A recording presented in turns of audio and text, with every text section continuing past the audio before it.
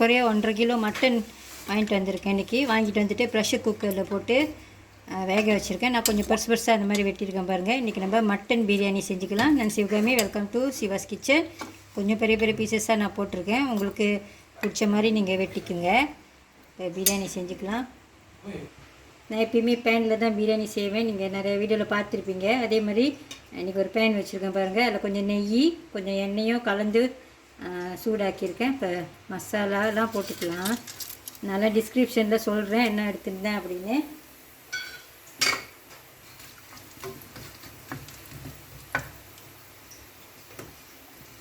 ரெண்டு பெரிய வெங்காயம்,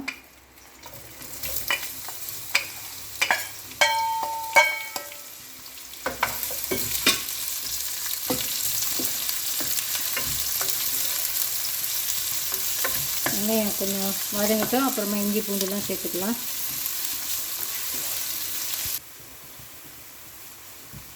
லைட்டாக வதங்கிடுச்சு பாருங்கள். இதில் இப்போ இஞ்சி இடித்து வச்சுருக்கேன். இஞ்சி, பூண்டு, கருவேப்பிலை, பச்சை மிளகா எல்லாத்தையும் போட்டுக்கலாம்.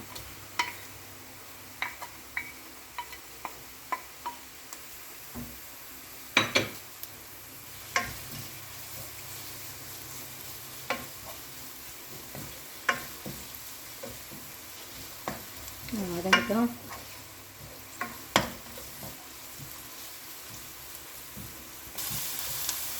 இது வதங்கிச்சு. இதில் ஒரே ஒரு தக்காளி சேர்த்துக்கிறேன்.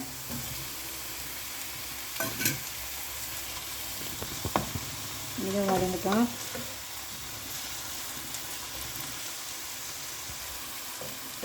இந்த தக்காளி பழம் நல்லா கொலையாக வேக வச்சுக்கோங்க. இப்போ மசாலா சேர்த்துக்கலாம்.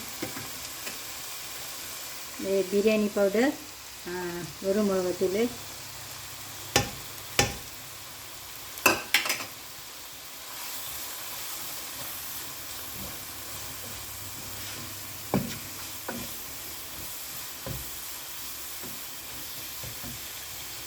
நான் இந்த மட்டன் வேக வச்ச தண்ணியை தான் ஊற்றிக்க போகிறேன். இப்போ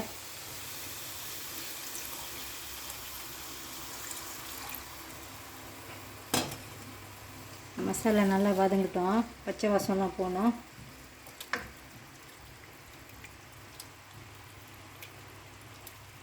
கொஞ்ச நேரம் அப்புறம் மட்டன் சேர்த்துக்கலாம்.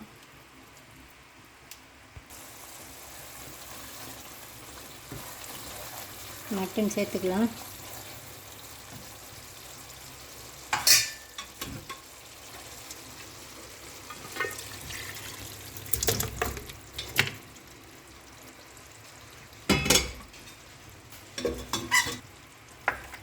ஏற்கனவே நல்லா வெந்த மட்டன் தான். நான் ஒரு 10 விசில் வரைக்கும் இதை வேக வச்சுருக்கேன். கொஞ்சம் பெரிய பெரிய பீசஸாக இருக்கிறதுனால. இருந்தாலும் ஒரு 3 மினிட்ஸ் இதை கொஞ்சம் நேரம் வேக வச்சுக்கலாம். அப்புறமா அரிசி சேர்த்துக்கணும். தயிர் எடுத்துருக்கேன் பாருங்கள். இந்த மாதிரி டப்பாவில் ஒன்று எல்லாத்தையும் அப்படியே ஊற்றிக்கலாம். புதினா இலை, மல்லி இலை,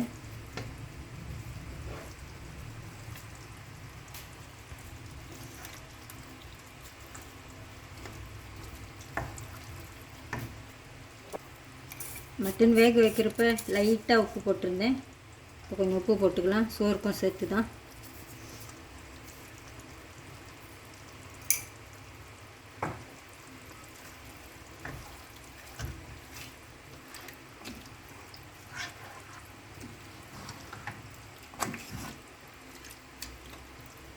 கொஞ்சம் நேரம் வேகட்டும்.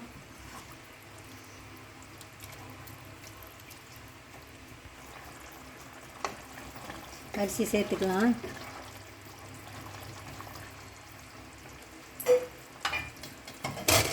மூன்று கப் பாஸ்மதி அரிசி 1/2 மணி நேரம் ஊற வச்சுட்டேன்.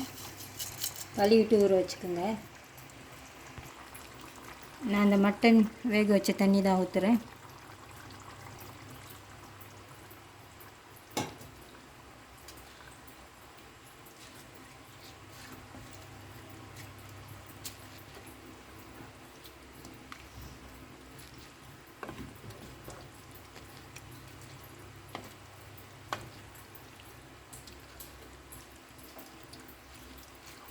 நான் தண்ணி இந்த சோறு மட்டன் இந்த சேம் லெவலாக வச்சுருக்கேன் பாருங்கள். அவ்வளோதான் தண்ணி வச்சுருக்கேன், ரொம்ப தண்ணி வைக்கல. அந்த மாதிரி மெஷர்மெண்ட்டில் தண்ணி ஊற்றிக்குங்க.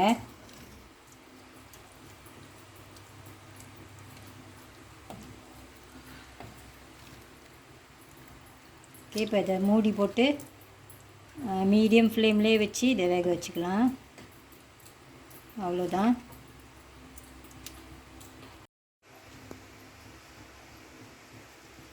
சோறு வெந்துருச்சு, தண்ணிலாம் இல்லை பாருங்கள். இப்போ அடுப்பை அடிச்சிட்டு ஒரு அரை மணி நேரம் இதை அப்படியே விட்டுடலாம். அரை மணி நேரம் கழித்து அப்புறமா கிண்டி பார்க்கலாம். இது அப்படியே இருக்கட்டும், கிண்டி பார்க்கலாம்.